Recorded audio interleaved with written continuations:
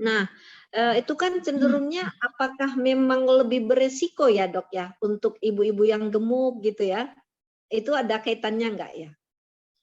Iya, jadi sebenarnya ya segala sesuatu itu kalau dia berlebihan kan memang nggak baik ya Kak Sima. Eh, apa ya? eh, Pintar ya mungkin ya, tidak pintar ya baik. Tapi kalau merasa paling pintar terus sampai gimana gitu kan jadi akhirnya jadi kurang baik juga ya.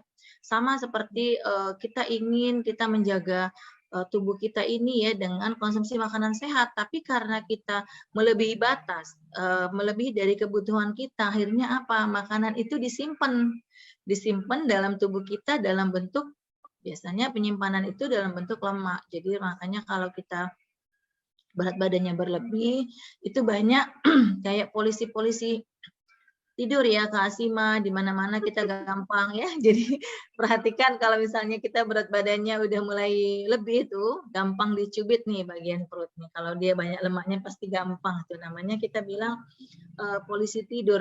Nah sebenarnya kelebihan berat badan ini bukan hanya dari segi estetis ya mengganggu, tapi dari segi fungsi pun ya ini bisa mengganggu, terutama untuk penyakit-penyakit yang degeneratif tadi, apakah itu diabetes, ya, kemudian hipertensi, ya, bahkan juga tidak menutup kemungkinan ini dalam jangka panjang juga bisa menyebabkan efek-efek seperti penyakit kanker ini tadi. Wah, intinya kita harus, gimana ya, tetap jaga pola pola hidup lah ya, Dok, ya. Kemudian ya diimbangi dengan olahraga, dengan, mikronutrien juga ya, Dok, ya. Sehingga pun, kebutuhan nutrisi kita seimbang begitu ya, Dok, ya. Jadi, Ya, ini ada yang sih. sering lupa mama-mama Kak Asima. Jadi dipikirnya nyuci, kemudian menggosok, kemudian mengurus anak itu udah bagian dari olahraga. Padahal itu enggak bagian Iya. dari olahraga.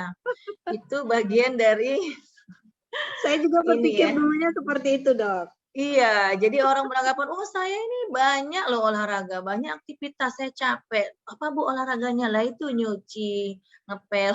Nah itu sebenarnya bukan olahraga. Jadi olahraga itu memang diperuntukkan khusus kita mengolah tubuh kita. Bagaimana tubuh kita itu bisa jadi sehat dengan apa ya dengan gerakan-gerakan yang kita ciptakan. Jadi bukan hanya satu sisi. Kalau mencuci kan biasanya itu hanya tangan ya.